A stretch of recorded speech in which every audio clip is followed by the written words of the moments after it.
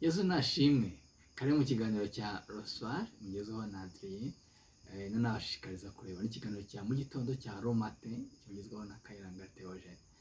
Nk'uko bisanzwe twiyemeje kugira umuco wo kumva ijambo, ntidusinze tutumvise ijambo ry'Imana, kandi na mu gitondo dutangira akazi turyumvise. Reka dutangire rero dusenga. Turagushimira Imana nziza, tugushimiye ko duha uburyo bwo kuganira ijambo ryawe, uburyo bwo gusangiza ijambo abizera ndetse n'abatizera, kugira ngo igihe nikigera nabo bazabe mu itorero rigari rizabona ubwiza bwawe Kristo Yesu uzaba ugarutse. Turagusabye ngo uduhe umwuka wera kugira ngo umwanya nk'uyu ube umwanya w'igiciro gikomeye kuri benshi, kandi dusenze dusaba kugira ngo ijambo rirekeshe umwuka wera kugira ngo rigire umumaro, mu izina rya Yesu Kristo umwami wacu, amen. Imana yacu nishimwe, nizere ko mwagize umunsi mwiza, akazi keza. Ni byiza ko turabona n'iminota 10 nanone mbere yuko turyama tukumva ijambo ry'Imana, ndetse na mu gitondo tubyutse tukumva ijambo ry'Imana iminota 10 mbere ko dutangira akazi. Twihuse rero, reka dusome amagambo make ari mu butumwa bwiza uko bwanditswe na Luka.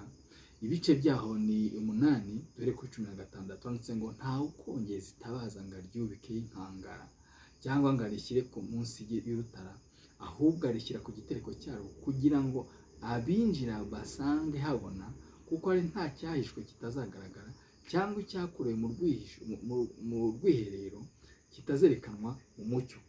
Nuko mwirinde uko mwumva, kuko ufite azahabwa n'udafite akazakwa n'icyo yibwiraga ko afite. Imana yacu nishimwe. Ngiri ijambo tugiye kuganiramo iminota mikeya. Mu ijambo nakoramo nka introduction navuga ngo Yesu Kristo atanga uno mugani yagira ngo abereke impamvu, intego y'umucyo. Avuga ngo mu buryo busanzwe buje itara tubishyira kuri stand hejuru ku gitereko, ku kabati, ku meza, tushyira munsi kugira ngo urumuri rugere kure. Intego y'urumuri ni ukwaka, ni ukumurika, ni ukugera kure, ni ukwirukana umwijima. Intego y'urumuri ni ukwirukana umwijima hakaganza umucyo mu cyumba. Imana yacu nishimwe. Aha rero nk'abakristo kizatubwira ngo mwibuke ko muri umucyo, mwibuke ko mwatoranijwe, mwibuke kandi ko isi iri mu mwijima kuko yamanukiwe n'ikibi. Mwibuke ko mugomba kumurika kandi mugomba kugeza urumuri kure hashoboka. Uwiteka nashimwe. Kure hashoboka hawe ntabwo ari kure hashoboka hanjye, ariko twese iyo dufatanije tugira kure hashoboka cyane. Bivuga ngo hari impact nini iyo abizera biyemeje gukora umurimo w'Imana bafatanije, bakamamaza ubutumwa bwa Kristo Yesu bafatanije, bituma ubutumwa bugera kuri benshi. Imana yacu nishimwe. Nari nifuje gusoma n'igice kibanza n'imirongo ibanza avuga ku mugani w'umubibyi, nk'uhuza n'uno mugani wa kabiri w'itabaza, aho avuga ngo hari imbuto zagiye zibibwa, zimwe zikajya ku kara, izindi zikajya mu nzira, izindi zikajya mu mahwa, izindi zikajya mu murima, izo zikikuba, zikaba multiplied, zikikuba.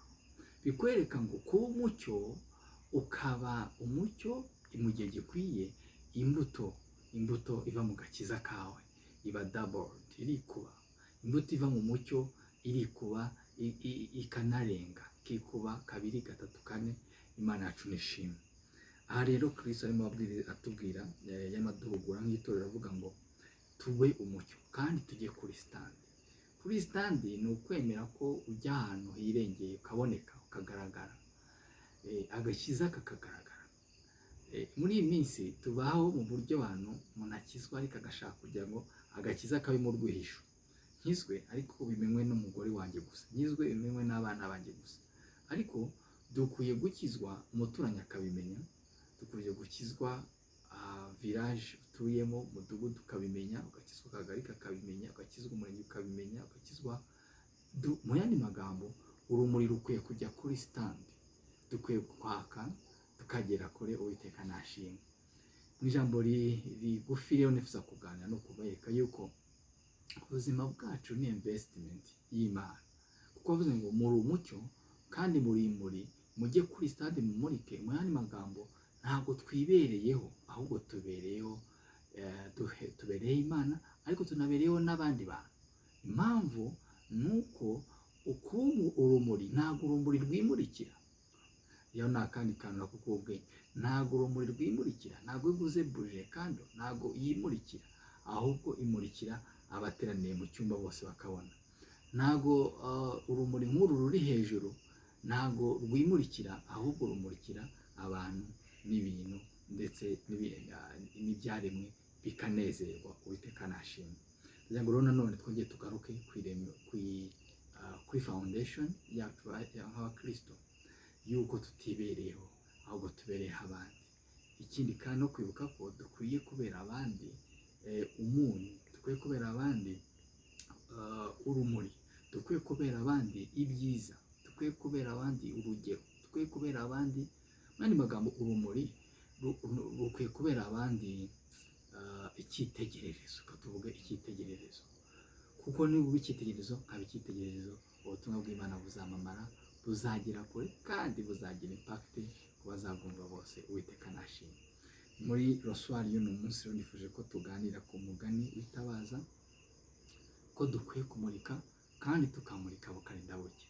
Hari indirimbo muri kantike ivuga ngo tube urumuri tuburinde bucya, ngo mpore naka burinde bucya, tumurike burinde bucya, tumurike turinde tugera nimugoroba. Buri muntu wese udusanga, buri wese umuntu udusanga asange twaka, asange tumeze neza, asange agakiza dufite kakiri umwimerere, kakiri original, agakiza kakimurika, agakiza acyumva ashaka amagambo y'agakiza aturuka muri twebwe. Ibyo bizatuma Uwiteka yamamara kandi ubuzima bwacu burushaho kuba investment y'ijuru. Uwiteka wacu nahimbazwe. Iri jambo rero nifuje ko tuganiraho mu minota mikeya. Uwiteka aho umugisha, munyemerere dusenge dusoze. Turagushimira Imana nziza, tugushimiye kugira neza, gira neza bugacya bukira. Tugushimiye ko uduha ijambo ryiza ryo kuba urumuri, kandi uduhugura ko dukwiye kujya kuri stand tukamurika. Agakiza kacu gakwiye kuba icyitegererezo, kakaba agakiza kamurika, kabera abandi inzira, kabera abandi umunezero. Uduhe kumurika, uduhe kwaka mu ijoro, uduhe kwaka ku manywa, mu kibunda uduhe kwaka izuba riva izuba ritaba, uduhe kwera imbuto nziza zikwiye abizera. Uwiteka ukomeze kubana natwe, wumvira ijambo wese umugisha, n'uzarya ikindi gihe cyose umugisha, kandi ijambo ryerekeje Mwuka wawe wera, mu izina ry'Umwami wacu Yesu Kristo, amen. Uwiteka abaho umugisha, naha ejo mu gitondo muri romate ndetse na nimugoroba muri roswari. Imana ibahe umugisha.